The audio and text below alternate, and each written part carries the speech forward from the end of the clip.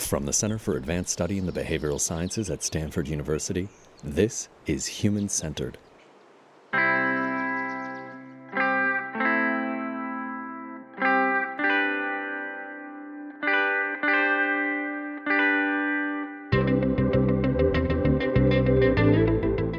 We're living through a time of overlapping social, economic, climate, and health crises. If we're going to meet these complex challenges effectively, we need information. Not just the bird's eye broad strokes kind of data like GDP, employment statistics, and national averages, but the truth on the ground, the lived experiences of people. Because how are we going to help each other if we don't do our best to understand each other? After a century of empirical social science, we still don't have a satisfactory tool for discovering what's happening on the ground for people in their day-to-day lives. And now, a joint initiative between Stanford University and Princeton University aims to address that problem. Today on Human-Centered, we'll hear key figures from the American Voices Project discuss why they believe we need a new type of open qualitative science based on truly representative samples and that allows for secondary analysis, new methods fine-tuned for understanding the lives of people who don't have power, privilege, or money. This conversation, which originally broadcast on August 27, 2021, was part of CASBS's Social Science for a World in Crisis webcast series, and it features panelists Corey Fields, the Idle Family Term Chair and Associate Professor of Sociology at Georgetown University, David Grusky, the Barbara Kimball Browning Professor in the School of Humanities and Sciences and Director of the Center on Poverty and Inequality, both at Stanford University. He was also a CASBS Fellow in 1991 to 92 and a current CASBS Faculty Fellow. And lastly, Hazel Markus, the Davis Brack Professor in the Behavioral Sciences and Professor of Psychology at Stanford University and three-time CASBS Fellow. Moderating their conversation is James Fallows, the renowned author and correspondent for The Atlantic, most recently co-author with his wife Deborah Fallows of the book Our Towns, a 100,000-mile journey into the heart of America. The panel explores how their American Voices project expands the reach of traditional qualitative work while collecting vital data on community, family, emotional well-being, income, living costs, and more. It's also a valuable resource for fact-checking journalistic accounts and framing more traditional quantitative and qualitative research. They'll share some of what we've learned from the project so far and whether it can aid in crafting evidence-informed policies. Now, join Human-Centered as we listen in on the voices of Americans in crisis.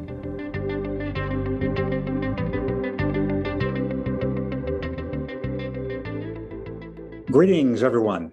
My name is James Fallows. I'm a longtime book and magazine writer, mainly for The Atlantic, and I'm delighted to be your host for the session we're about to have, which I think will be fascinating. This is the 17th episode of CASBS's webcast series, Social Science for a World in Crisis.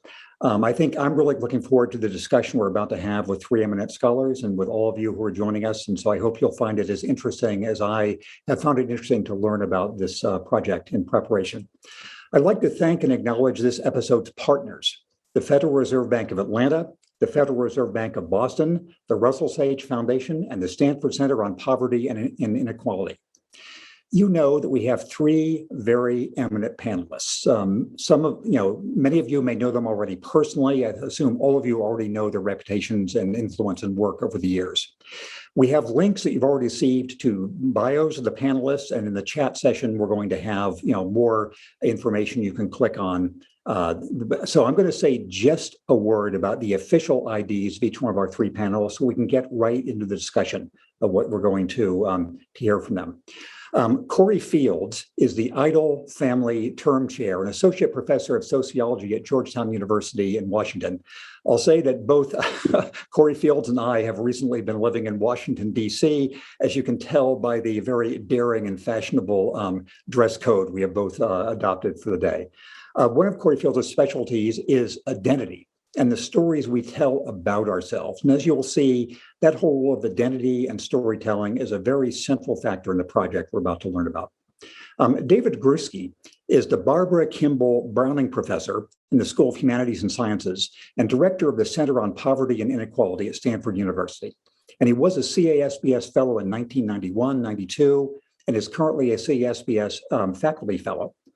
He's, of course, renowned in the field of quantitative studies, which makes his role in this qualitative study so significant and fascinating.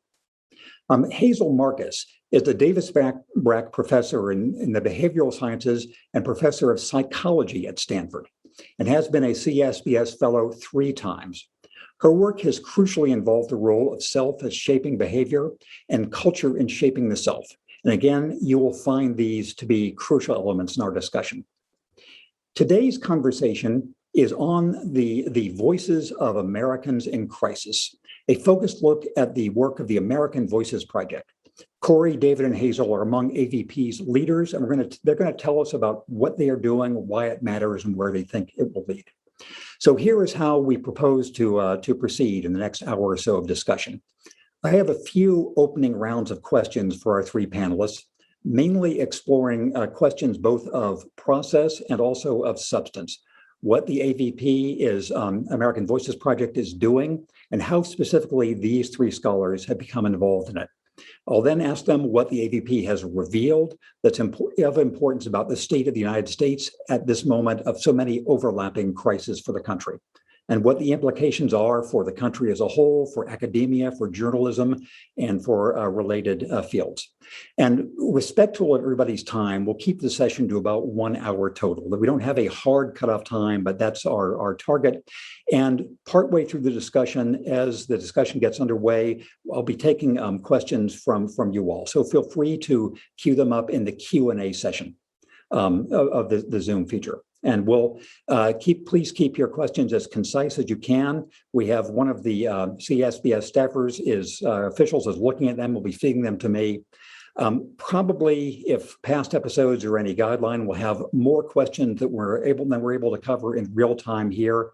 But we will make sure that all of them are passed on eventually to the panelists. So let us begin. I'd like to start with David Grusky and ask you, David, if you could just give us an idea of what this American Voices Project is. Why, with your background, you became interested in it. What members of this webinar should know about what you all have been doing? Yeah, sure. Thanks so much for such a great introduction, and it's a pleasure to be part of this event. When you try to explain why an intellectual product happened, there's always 2 types of accounts that you can offer. One's an intellectual account, and then others kind of the social backdrop that stands behind that account. I'm going to neglect for now that social backdrop. It may well be that a fight that I had with Hazel or Corey accounts for some of the things that happened. We're not talking about that. I want to talk about just kind of the intellectual impetus, knowing that there's much more to it than that. And to my mind, the intellectual impetus for the AVP is that, after a century of empirical social science, we still don't have a satisfactory tool for discovering what's happening on the ground for people who don't have power, for people who don't have money, for people who don't have privilege. We, of course, hear ceaselessly from those who do have power, money, privilege. They have like megaphones permanently strapped on their faces, and we know what they're thinking, what they're saying, what they're doing. No problem there. But when it comes to the voice of the voiceless, I think we do have a problem. And the critic might say, David, you're exaggerating. In fact, we have a lot of excellent social science tools for giving voice to the voiceless. So, for example, surveys. What's wrong with surveys? Isn't that exactly what they're supposed to be about? And as was noted, I love surveys. I spent most of my life analyzing surveys and administrative data, and they do very important work, no doubt about it. But are they tailored for the task of giving voice to the voiceless? And I'd call that into question. And I think the real kind of crux of the problem is that the questions that are on those surveys, that are on administrative data, were designed by elite social scientists, other administrative elites, and they don't necessarily have the sensibilities of the voiceless in mind. Nor do they have the sensibilities of the voiceless necessarily in mind when they settle on the 4th choice categories into which the answers to those questions will be coded. And so it's not necessarily a method fine-tuned for understanding those who don't have power and privilege and money. And that's, I think, is part of the reason why we don't have an especially stellar record when it comes to detecting crises early enough. And I would cite, say, the opioid crisis, the rise of populism, as crises that, we should have as social scientists been on top of. And I'm not sure that we got the job done there. So let me just give you one other line of criticism that might be proffered. Someone might say, David, what about qualitative methods? Isn't that all about giving voice to the voiceless? And here again, huge fan, huge consumer, not producer, but huge consumer of qualitative journalism, of qualitative social science. And there's no doubt that it's immensely powerful and influential. But is it always getting the job done with respect to giving voice to the voiceless? And I have some worries there. Why do I have worries? Two main reasons. The samples upon which most qualitative research rests are not representative. That's worrying. And we do not typically have the capacity to carry out secondary analysis of the data that qualitative scholars or journalists are collecting. And that's the way in which cumulative social science advances. And so we need a new type, I would argue, a new type of open science qualitative work that allows for representative samples, that's based on representative samples, and that allows for secondary analysis. And this approach makes it possible to check each other's hypotheses, to build on each other's work, and to generate a truly cumulative science. And the AVP is a very imperfect, no doubt about it, very imperfect first step toward realizing that objective. Let me ask, thanks very much for that framing of the whole discussion. And before turning to Hazel, I wanted to ask you a follow-up, which actually I'd be grateful to hear both Hazel and Corey expand on, which is, as you know, I come from the world of journalism. And essentially everything I do is what you could call qualitative research. I'm out there interviewing people. How is it that you know that what you're finding out from your studies is either different from or better than what I and my colleagues have been doing for generations? Yeah, well, the first thing I would say there is that you have to bear in mind that kind of the short form qualitative journalism that often appears, in our daily newspapers that we all consume avidly and are immensely important, that's under the pressure of time. And you have to go with a hunch. Yeah, you think you know what the story is. You find a few people who can add color to that story. And then you got to go with it because the time pressure is immense, right? And you do what you got to do, and it's really important. But we don't know whether or not, that's kind of like an existence proof, right? You can get a few people who will say what you think the story might be, but that's not necessarily saying that those people that you get are representative of the larger population to which you want to generalize. And so that would be the crux of the problem with respect to kind of qualitative journalism of the short form variety. Long form is a bit different, and we can talk about that later. Your emphasis on the deadline is, of course, a crucial one. The definition of journalism is the best version of reality you can produce by deadline time, which is different from what you all are carrying out. So, Hazel, could you tell us now what brought you to this project and what you would add to David's framing of what you all are trying to do with AVP? Sure. First of all, I would say that, Jim, your long form journalism, I've learned so much about it from you over the years. And so if all our forms are like that, we would be in better shape. But thank you. What brought me is what the potential of this project. What we have now is 3,500, a representative sample, 3,500 stories from people telling us about their lives. And we just haven't had that kind of resource before. And I'm a social and a cultural psychologist, and my focus in much of my work has been on how people make sense of themselves and their lives, and in particular, the ways in which they make sense of themselves and their lives are patterned by the social groups that they identify with and all their many diverse and intersecting cultural contexts, their region of the country, their SES, their race, ethnicity, gender, what they do for a living. So what I found is that I've used many different methods as a psychologist. I've many experiments, interventions, surveys, but what I found is the qualitative is so important. People often say, you hear that if you really want to understand something, you should follow the money. Well, that's doubtlessly true. But as a social scientist, I think that if you really want to understand behavior and variation in behavior, you got to follow the self. The stories people tell about their lives, what's stressing them out, what they're afraid of, what they hope for, how they're coping, what matters to them. These are keys to understanding individual motivation and behavior and how individually tailored, custom crafted it is.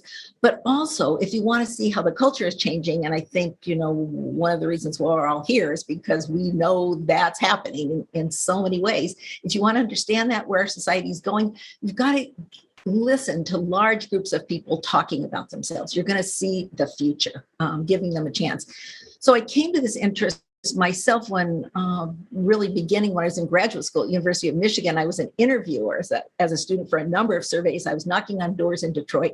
I was asking people questions. Many of the questions were standard survey questions, and they were good ones. I mean, standard survey questions have their place. All things considered, are you satisfied with your life as a whole these days? In the last month, how often have you been stressed? Or give people a statement like, I have a clear sense of direction and purpose in my life, and see whether they agree with it or not. Now, as an interviewer going to the houses that were assigned to me, I was amazed in doing this, first of all, by the diversity of Americans, by the diversity in the ways that people live, but also in their answers to these questions.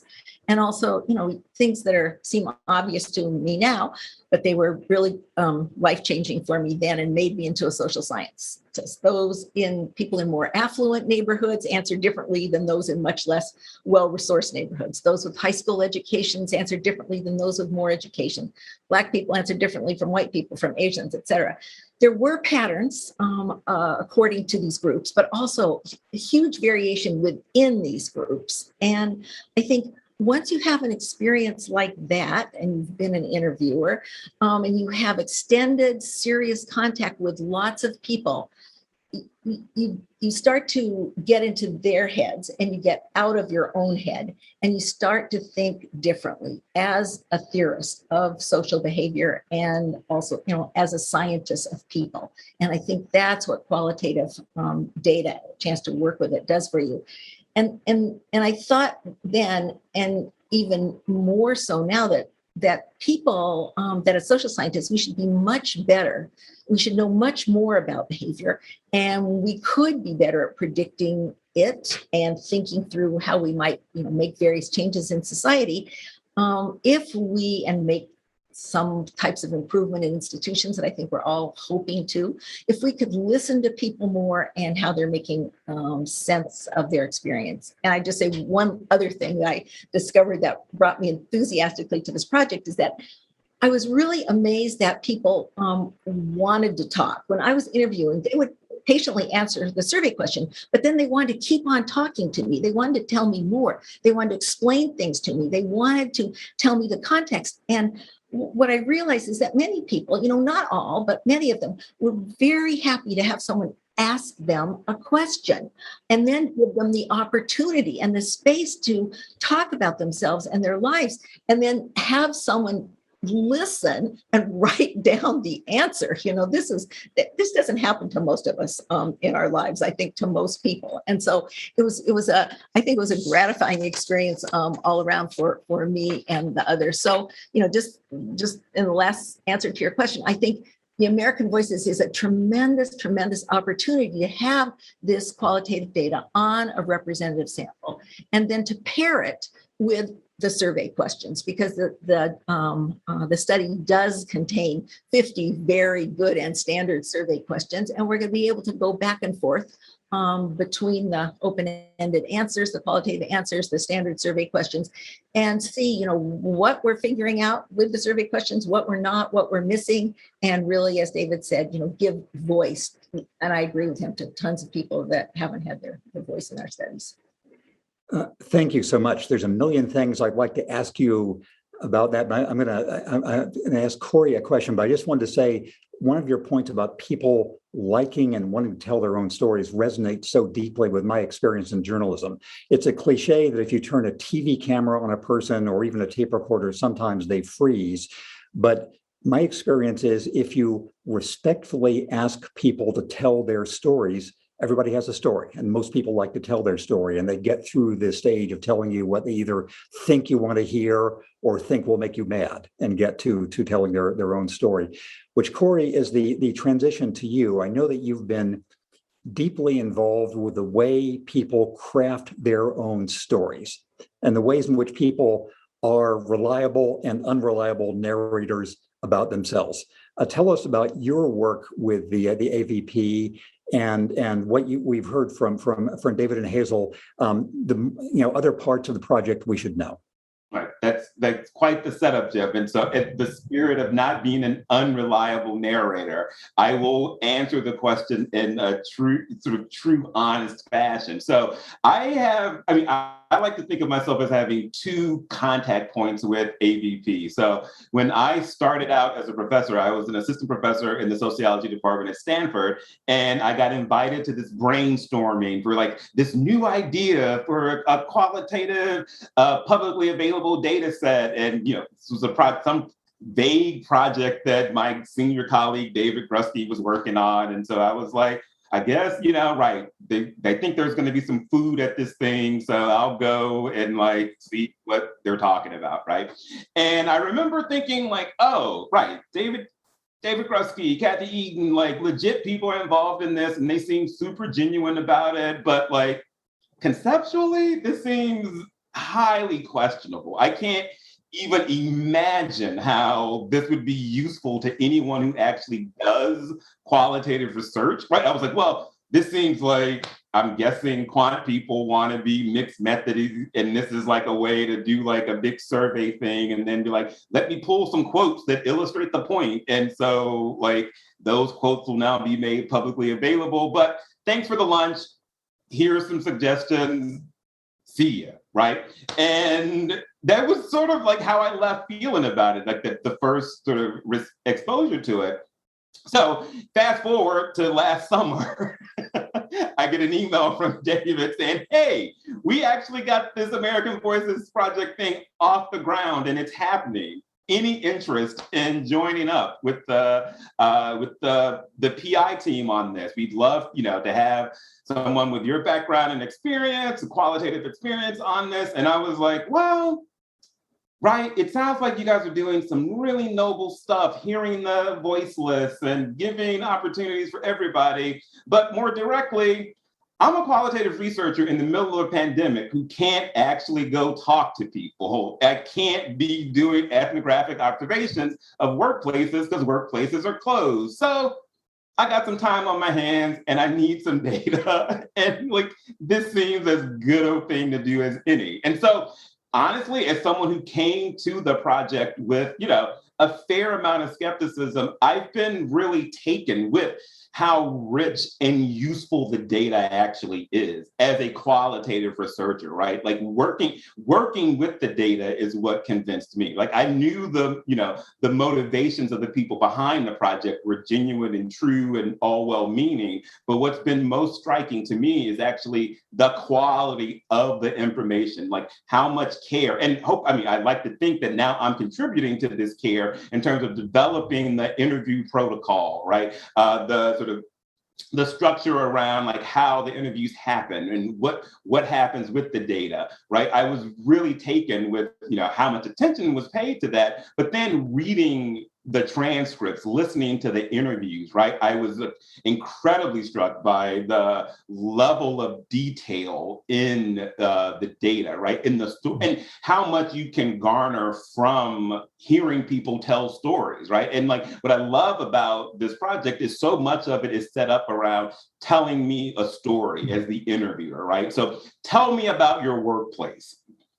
And then that proceeds, to this open-ended conversation. And then it follows up with specific questions about the person's work. But what you find is like, and as someone going through the data, it's like, oh, when it's just saying, tell me about your life, I actually learn a lot about people's experiences with discrimination in a way that like, when they talk about workplace experiences, you hear similar things, but a different kind of take on it. So, I've been, in some ways, I would describe myself as, a convert to what AVP does, right? Like, and what it can do.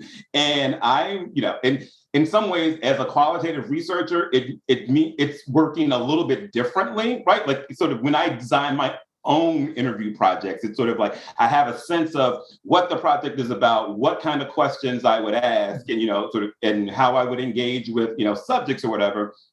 Versus when I come to AVP data, like the question, like I didn't structure the questions, or technically I did, but I'm speaking as if, how another qualitative researcher might come to it, right? You don't structure the questions. So in terms of like how you approach the project, it's a little bit different, but I actually find it to be, enriching in some ways, right? Like, and it's absolutely been, a formidable experience in terms of like engaging with qualitative data, and like the scale of the data is phenomenal and impressive. And like this is sort of the national representative sample, being able to sort of say, oh, with the confidence of like, I've read interviews about this and I feel really confident saying, this is what's happening with this segment of Americans, because we have a representative sample of this segment and can compare it to a representative sample of people who are different from those people, right? Whereas like when I'm doing my own work, it's like,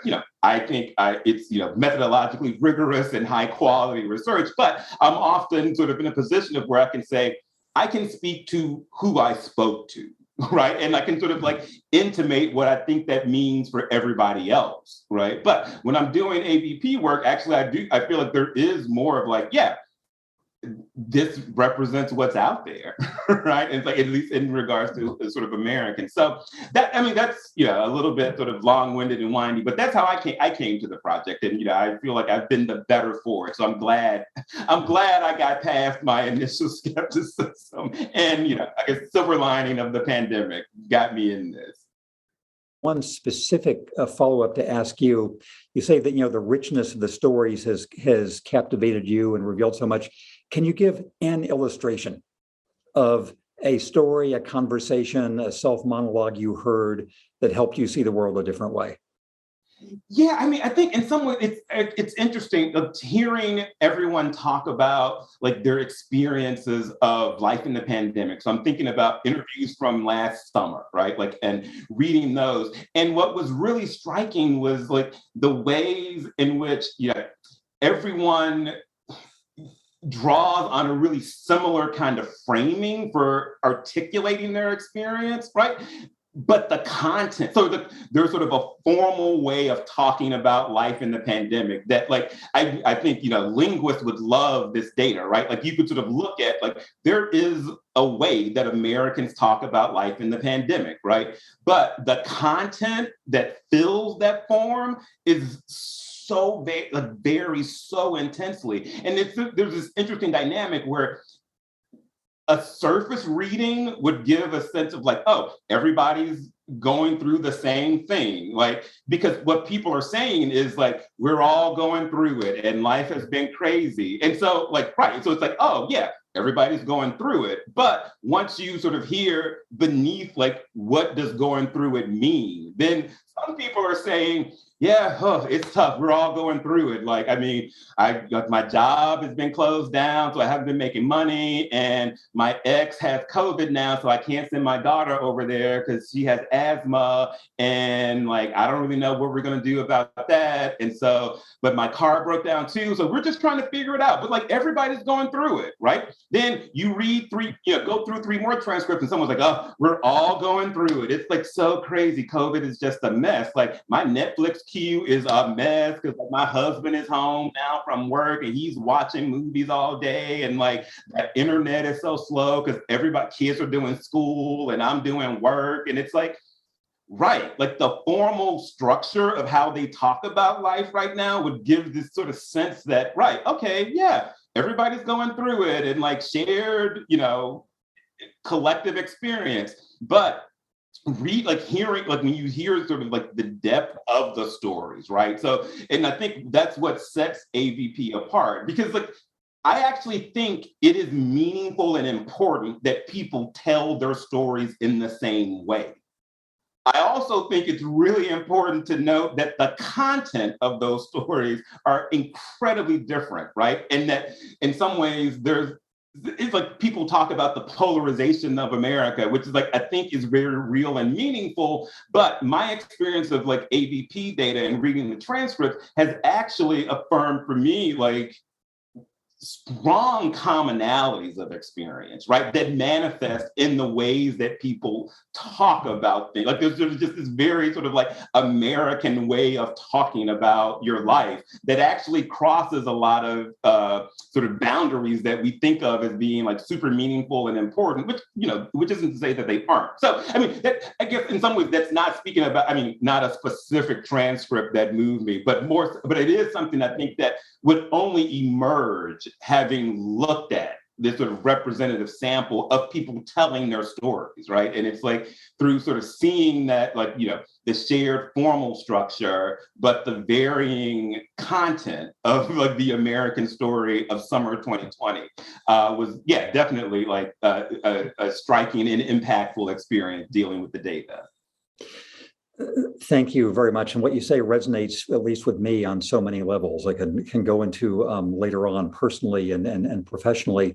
But I also wanted to use your comments as a transition to the next round of questions. Again, I'll start with David, which is many of the audience and participant questions have come in, which are excellent, are about methodological and procedural issues, which we'll get to in a minute. I want to ask you, each of you three now, about some substantive issues that you've been conducting this crisis reporting, interviewing, qualitative survey at a time of, the greatest public health crisis in a very long time, of economic dislocation, of racial reckoning, of political disruption, of every other sort of coinciding crisis the U.S. has been through. David, what is the main thing the AVP process has taught you, or you wish people would know more about what has been happening inside the country, especially people who have not been given the megaphone for having public attention? What do you know about America that you wish more Americans knew? Yeah, great question.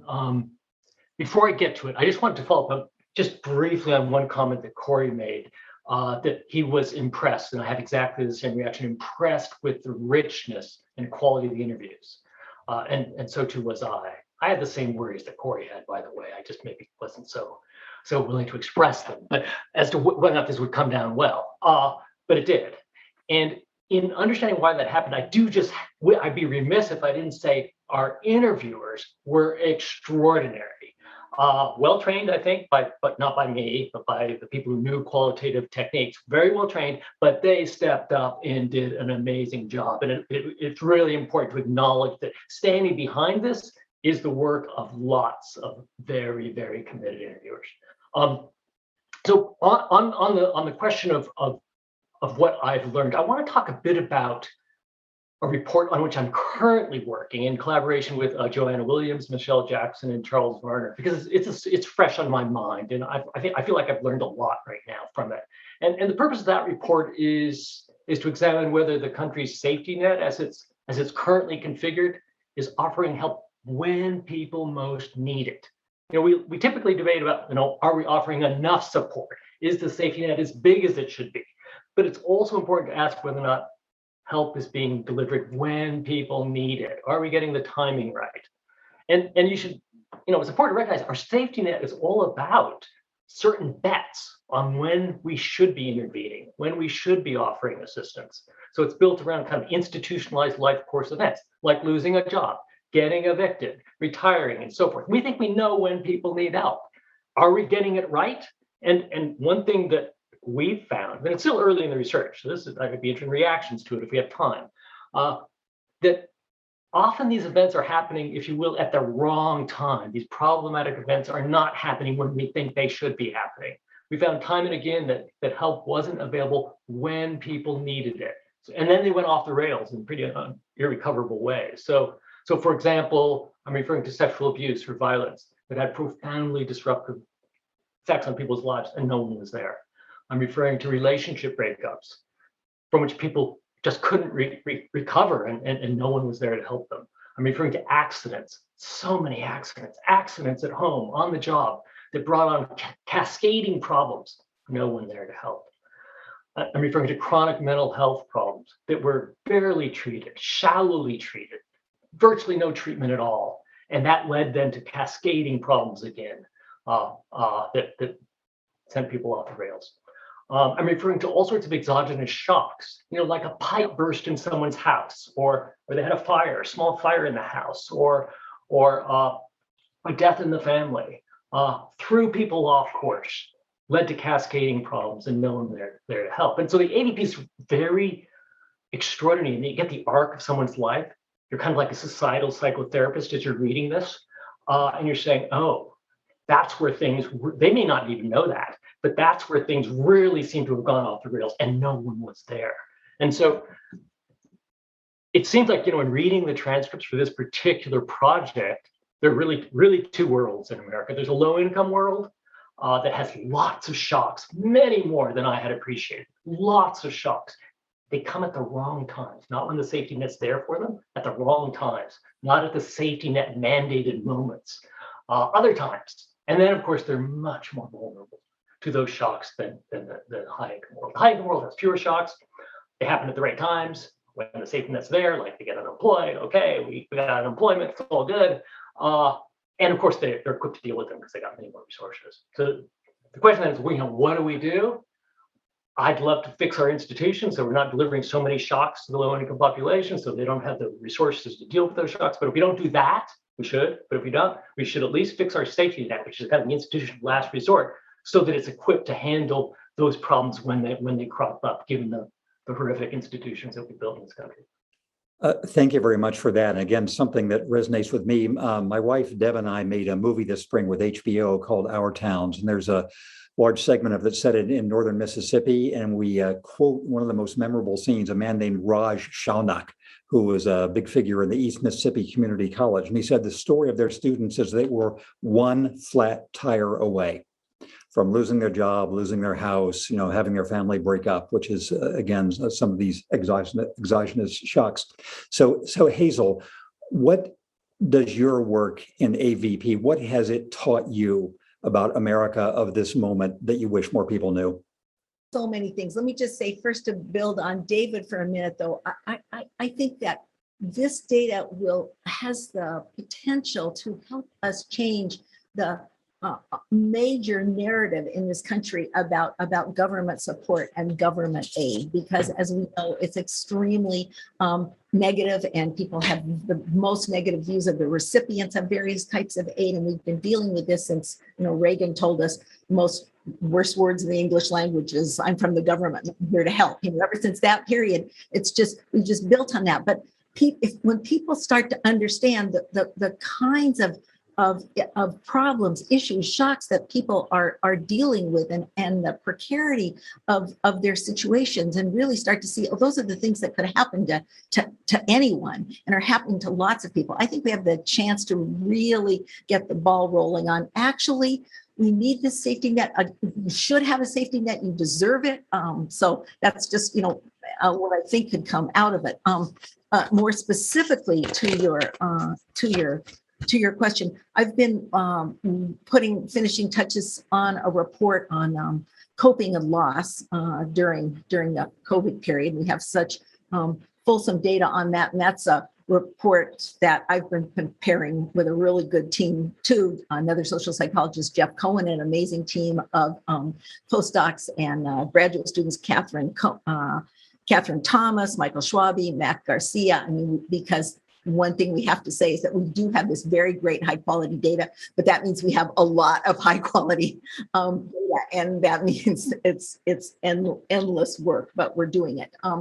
In this report, what we've discovered is that in the early, as people start talking about COVID, and as Corey said, people talk in some similar ways. It was stressful. They were depressed. They didn't quite know, what they were doing, what was going to happen. They were uncertain. But then when you start to look at their full responses, and you see these really sharp differences by education, race, gender. And really, you see the two worlds. Some people were barely hanging on; they were doing their best to survive. But many people, the majority of people, were that's I would say characterizes the majority of people. They were hanging on; they were in there. But there was a good proportion of people who were actually thriving during COVID. And so it was this contrast that was so, I think, apparent and so shocking for us. Some of the people we interviewed, they were describing, major life chaos, sickness, death, financial insecurity, lots of mental health stuff. Other people were, they were stressed out and depressed too. But why? Because they had cramped workspaces and their kids were coming into their Zoom and the kids were there all the time. And where were those teachers? And they either had too little time for themselves, there was no place, or else some people talked about having too much time to themselves. But these were two different camps of problems. And those contrasts were really stinging. And I think we saw that Black and Latinx people were disproportionately likely to experience a COVID illness or death in the family. They had much greater and growing fear of contracting COVID. And these impacts, of course, reflect the pre-existing structural inequalities in the lives of people with fewer resources.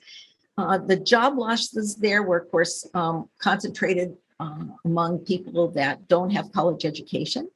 And also we did see what has been reported in the press as called a she session. We saw the women talking about having to give up their jobs, not being able to continue to work with daycare. And I think, and then when we saw the end of the benefits that came from the CARES Act, and then the fresh round of layoffs that started, we saw many more troubles. In contrast, you had the people with the college degrees, the stable jobs. They were able to, figure out how to live in the pandemic.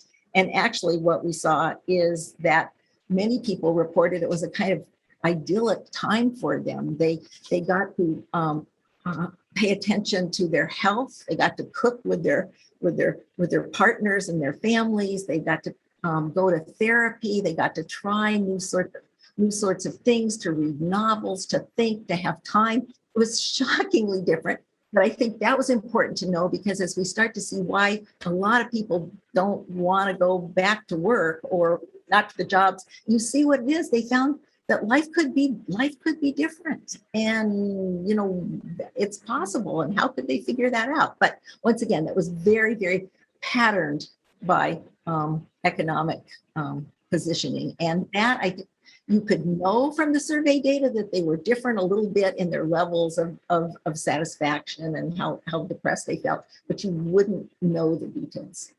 That is so interesting and so rich in understanding the chaos we are living through. And I'll just have one other personal word before turning the same question to Corey. And then we have many fascinating questions from our audience. So the two worlds you're speaking of that all are getting through COVID, but with very different gettings through. As it happens, my extended family, one branch of my cousins is the kind of people who were having Zoom sessions and were thinking about their life. The other branch of my family, cousins, are non-college people. And so in the first branch, many of them are sort of reconsidering their life. In the other branch, several of them died, just because they were, in the vulnerable, non-educated part of the American population. So I've seen just in the nexus that is me, some of the contrast you were describing. Corey, would you tell us what you have learned from this AVP that you wish about America that you wish more Americans knew? Yeah, so I certainly would echo everything that David and Hazel both talked about, right? Like I've seen that in terms of the work that I've been doing on the reports I've been working on, which have been focused on sort of communities of color and the responses that to sort of what's been happening over the past year. And so, in a lot of ways, there's like certainly a similar narrative, right? And I think, this idea of it's not a what question so much as a how question. Because in some ways, the stuff that people are talking about in these interviews it's like the stuff that's happening in the world, right? Like that's the amazing thing about AVP, right? There is a sort of temporal element to it because we're in the field constantly. We were able to actually get a sense of like how attitudes are changing with a pretty sort of fine-grained detail, right? So like, as protests around racial justice were happening last summer, that's what people were talking about during the interview, right? Which is not surprising at all, right? Like it was sort of this big story. And for me, what was really interesting with looking at that, and this was work that I'm doing with a professor at Providence College, Rasan Mahadio, is sort of looking at how people are talking about racial injustice, right? And what was really striking, in some ways, and I want to preface this for everybody watching, it's like, I was not someone who was naive about race relations in the United States at all, trust and believe. But even for someone as savvy about it and somewhat cynical about it, like it was striking to see the extent to which there are two fundamentally different conversations happening, right? Like, so for white people in the APP sample, the conversation exists on what I call the sort of continuum of denial, right? It's like, is racial injustice a thing, or is this just sort of lefty bullshit that's not happening? And people sort of place along that continuum. But the question is like, is this happening? And the response to it is like, conversation is what we need, right? And so like having this conversation feels like a meaningful sort of action and engagement with the issue, right? Talking about it, right, is important. And people, sort of will report like, oh, I had to have a bunch of rough conversations with my relatives around George Floyd, and like, oh, it was exhausting, but I feel like I've done a lot, right? And it's like, not to minimize that, because I'm sure it did feel like this is a meaningful difference. Like, I haven't had to talk about race with my family before, but now I do, right? And it's like, white people talking to white people. But the conversation is about, is this thing happening? Yes, no, right? Whereas when you read interviews with like Black respondents, the conversation is, what are we going to do about this? Like, what action is it? People talk about things that happen to them, right? Like racial experiences of racial discrimination and things that they want to see done in relation to sort of racial injustice, right? Like, it's not a conversation around, is this happening? Yes, no. It's much more a conversation about like, what are we going to do about it? What can be done about it? And what was really striking was, in some ways, there are conversations that talk past one another, right? And reading the transcripts, it's fair to say, like, I sort of walked away from it with, I feel like I'm sort of, it's like I'm doing this, thinking about this as a researcher, but it's hard to not sort of experience it as like an American, right? And so, reading the transcripts, I definitely felt like, oh, I don't know what can happen as long as like they're two separate conversations, if we're not actually talking to one another about the same thing. So, I mean, I definitely feel like there's this sort of, what are we talking about when we talk about race conversation that we need to have before we get into the sort of like substantive, what are we going to do? Because I think we're having very different conversations, right, in the country, right? And in some ways, it gives the impression that like maybe there is more distance than there actually is. It's just like, oh, if you're talking about one thing, it's going to seem like this isn't related to what I'm saying. Like, I'm having a different conversation. So we're not actually talking to one another, right? And so it's been really interesting to see that, right? And like very much, but also to see the extent to which each population is completely committed to their conversation, right? And so it's like, right. So like the white people are very much like, we got to talk about this. Like, is racial inequality happening? We got to figure it out. Like, is it happening? And like to suggest that, anything more be done than like talk about it feels like, let's not put the cart before the horse, right? Like there's a very like sort of deep resistance to any like movement beyond talking it out, partly because having to talk about this feels new to a lot of people. It takes like exertion, right? Like it's sort of effort expended on a topic that like, hadn't been sort of pushed to the center of the conversation before. And Black respondents are, sort of saying like, yeah, like, what are we going to do about this racial injustice? Like, what are we going to do? What change is going to happen? I want to see, racist people stop being racist, and I want to see people punished for being racist, right? Like, I want to see these injustices remedied, right? Which is a very different kind of conversation. And now what's interesting is the extent to which these conversations happen in silos, right? So like what I didn't see was Black people expressing frustration with white people only wanting to talk about it. And I didn't really see a lot of white people being like, well, I mean, you got a little bit of it with like people's responses to protests, right? Which were sort of, calls for action. You could interpret them as calls for action, but they're essentially the way that people talk about the issue also indicated how we're having conversations divided by race, right? And which in some ways, speaks to a different, bigger problem that like we're talking past one another, partly because we're not talking to one another, right? Across racial differences. So that was really interesting. And I'm now working on a report that's looking at transcripts from the fall around elections. And this, again, gets back to, I think, sort of the temporal element of AVP and what's sort of fascinating about it. So like what's been really striking is to see how white people talked about racial inequality in the summer and then looking at fall interviews where like, they're sort of asked direct questions about Black Lives Matter protests and to see the sort of shift. So in the summer, right, there was this sort of tension, like the continuum of denial that I talk about, right? Like, is it happening? Yes, no, I don't know. By the fall, what's fascinating is that essentially, it's hyperbolic to say all white people, but like the white respondents in the AVP data are all sort of fundamentally being like, all lives matter.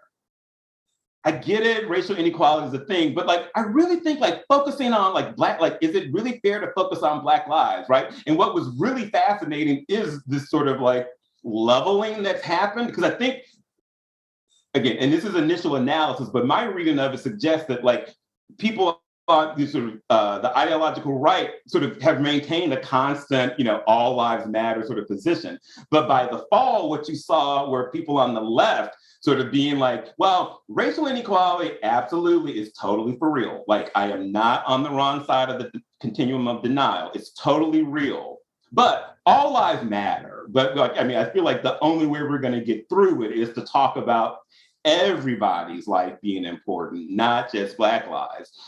And it's interesting to think through like why that sort of happens, right? So you move from like there's sort of variation in how white people are talking about racial inequality to like total consistency in how they're talking about racial protests, right? And I think partly it's the election context makes sense, right? Like there's sort of a lot of sort of like, what are going to be the implications for Black Lives Matter on the election and blah, blah, blah. And so I think, people's relationship to it shifted accordingly. And so people were sort of like very concerned that it might, have negative consequences for leftist politics in the election. And so that made people oriented that way sort of rethink their relationship to it. Whereas like the summer, it was much more sort of supportive, but by the fall, it had become much more like the ultimate ends, yes, we're on board with, but like maybe we can get there in a way that's not so alienating to people, right? So, but which was fascinating because in some ways, when you read the transcript from the fall, the extent to which like election decisions, people sort of like their voting decisions were grounded in things like COVID or racial justice protests was tenuous at best, right? Like these sort of things that that we talk, and when I say the media sort of, it's like, I'm a part of those circles, right? Like the things that we were sort of saying like, oh, this is what's gonna drive the election behavior. This is what's going to drive stuff. Like when you read what people were saying at the time that they were voting, like it actually was not, I was surprised at the extent to which like protests around racial justice or COVID like didn't seem to be informing why people made the voting choices they did. So, I rambled for a long time, but it's a lot of interesting stuff. And I hope you'll get this information to the hands of political journalists as soon as you have it informed to do so. We have so many interesting questions coming in from the audience. I'm going to sort of boil them down into a couple of mega questions and ask them to you each. I'll sort of ask the questions to one or the other of you. So, David, there are a number of process questions which are sort of, I'll give you one or two samples. So it's essentially how you chose who you chose. One of the questions, please discuss the complexities and trade-offs in defining and obtaining a, quote, nationally representative sample. And another question, how do you sample your participants? Or the people who have contributed these stories to the project self-selected? Several others in this vein. What's your methodological answer? And you'll be speaking for your three colleagues here on how you could do a sample of this kind of qualitative information. Yeah, it's a great question.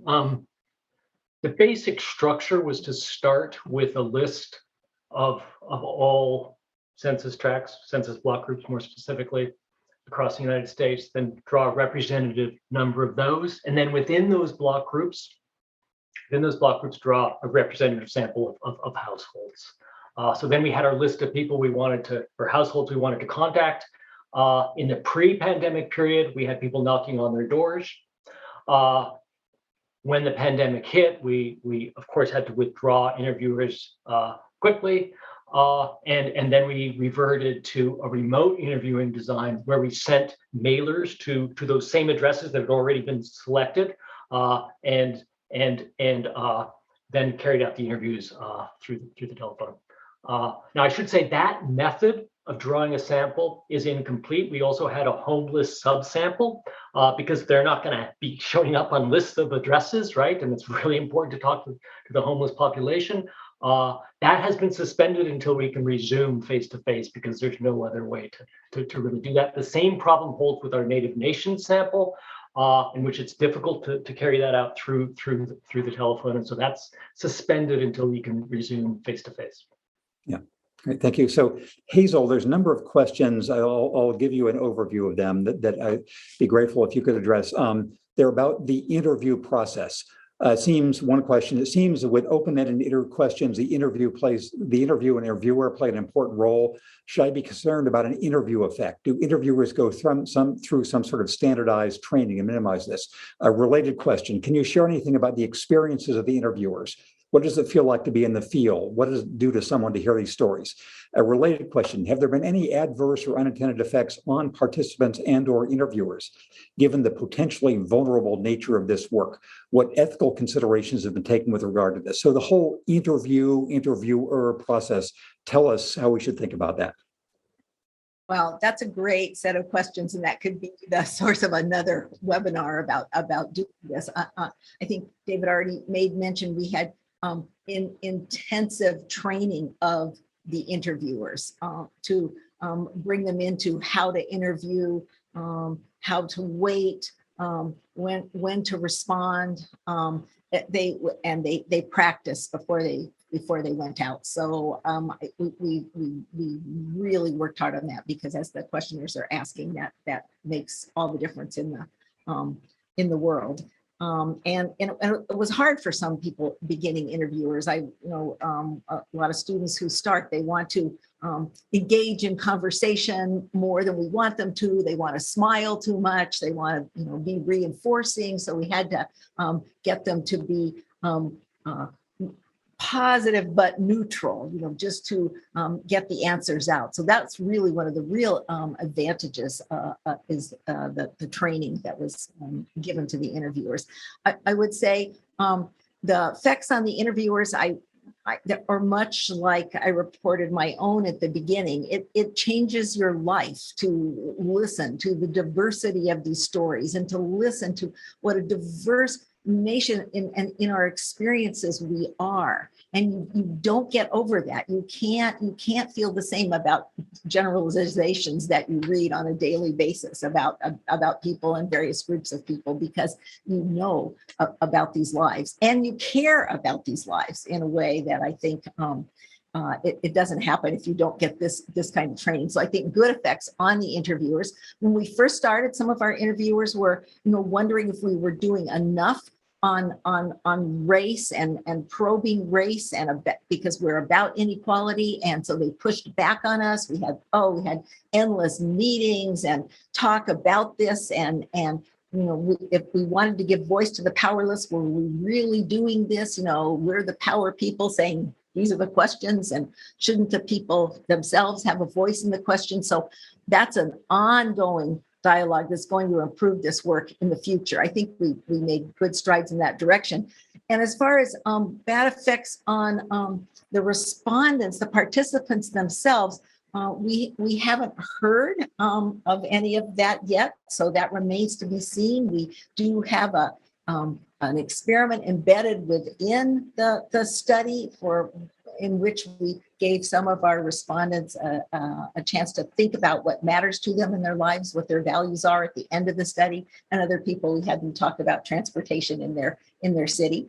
And then we are looking at how that different, whether or not they got to be affirmed, which is, the whole questionnaire is quite affirming to people. As we talked about, you get to tell your story, but whether that additional affirmation actually will make a difference in terms of when we contact them, will they contact us back?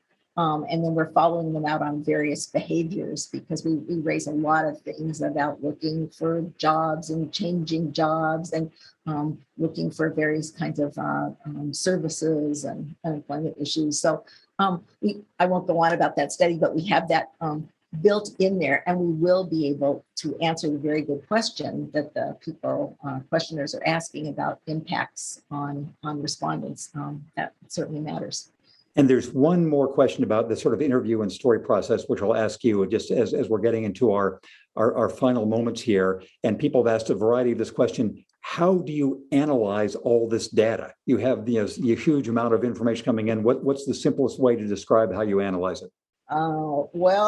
Carefully, I would say one thing that I'm perfectly, with great effort. One thing I'm looking forward to is the possibility of, with all this, the transcripts and all the from people, we'll be able to do a lot of natural language processing on these on their answers. So we'll be able to, through machine learning, and then of course some supervised coding of that machine learning, look for themes that are there.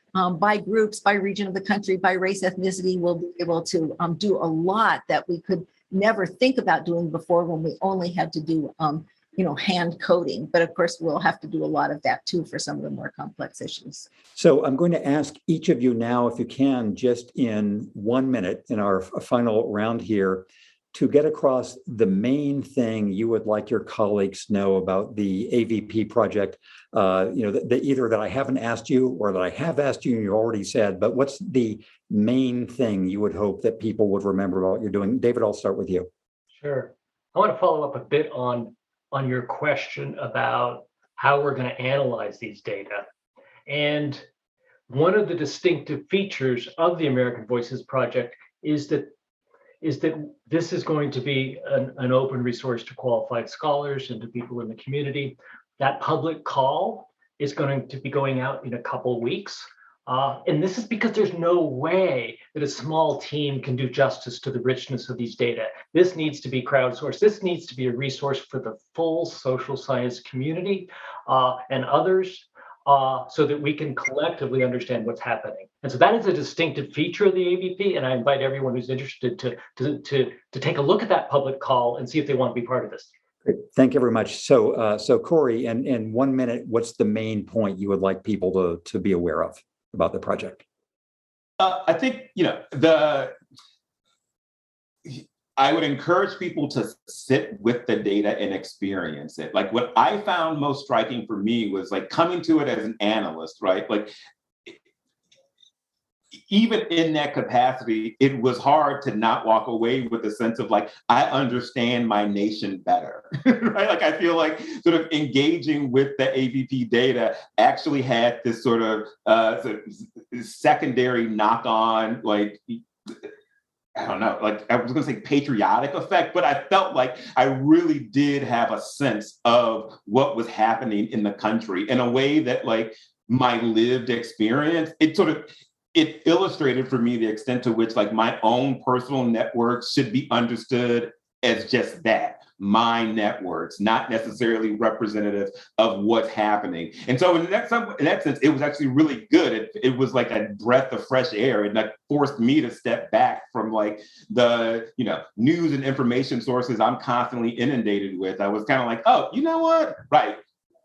Thank you, AVP, because like, this has all been a bit too much. So I guess I would say in that sense, it's a great resource to get a sense of what's happening among Americans, like in America. Now I would also say, like to sort of Hazel's point and David's, like I think it's a methodologically complex data source. Like some of the projects I'm most excited about doing with this data are actually to some of those questions that you just asked, of like, well, what are the interviewing effects? Because it's like they're questions that we ask people in a survey capacity, but we also gather information in an open-ended capacity, and like they don't always match up. And so it's been sort of fascinating to see someone who describes themselves, when you ask them what's your partisanship, check a box, they're like independent, but then when you go look at them talk about politics, it's like super progressive or super conservative, right? And it's like, oh, you can get a sense about the sort of mechanisms of research with this data. So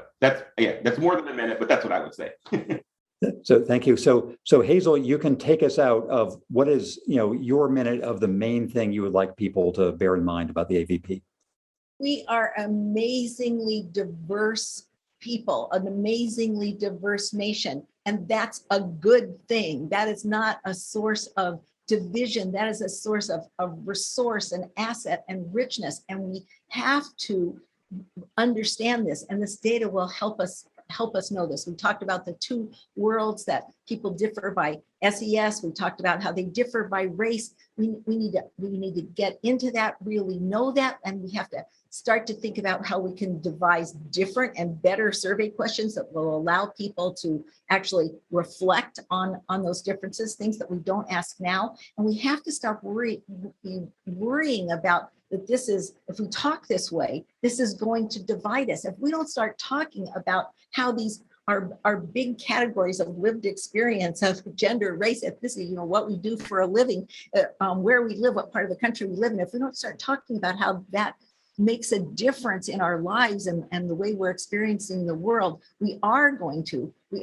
come apart. Because in the process of doing that and seeing those particularities and those differences, we then do start to see some real similarities, some real what I would call sort of American qualities. You see that here. I mean, even through all these really tough, hard times, people are like, we're going to make it. They're committed to just keep on keeping on. It'll be okay. It's depressing, but it'll be okay. So, but you see that only if you take time to look at these real differences that are related to people's sociocultural positioning. And this is one of the first studies that's going to allow us to do that. So I think you can see how enthusiastic we all are about this study, and joining the social science community to work with us on it. Thank you. So I believe I speak for all members of the gathering here today in thinking we've talked for a little more than an hour about things we'd be talking about for decades to come. And in this time of tumult through which the country and the world are now living, the kind of documentation and evidence and analysis you all are providing will be of enormous value. So I really wanted to thank David Grusky, Hazel Markus, and Corey Fields for their wonderful comments here. I'd like to also thank our event's partner organizations, the Federal Reserve Bank of Atlanta, the Federal Reserve Bank of Boston, the Russell Sage Foundation, the Stanford Center on Poverty and Inequality. And a heads up for everyone that more episodes are coming in CASBS's series, Social Sciences for a World in Crisis. Info on how to learn more about the series and view previous episodes will be coming on your screen in just a few seconds. So I'd like to thank our panelists. I'd like to thank everybody involved. This has been a wonderfully informative and inspiring session. So from my undisclosed location on the East Coast right now, I send my greetings, thanks, and just a deep appreciation to our panelists for the work they're doing. And I, as a citizen, as a journalist, hope to learn much more from what you've done. Thanks. Thank you, everybody, so much. That was James Fallows, Corey Fields, David Grusky, and Hazel Markus discussing the voices of Americans in crisis. You can learn more about this and other CASBS events by visiting our website at casbs.stanford.edu, or you can find us on Twitter, we're at CASBS Stanford. We've got more original interviews with renowned fellows from CASBS history coming up in the human-centered feed, so be sure to follow us in your podcast app of choice. You don't want to miss those. Until next time, from everyone at CASBS and the human-centered team, thanks for listening.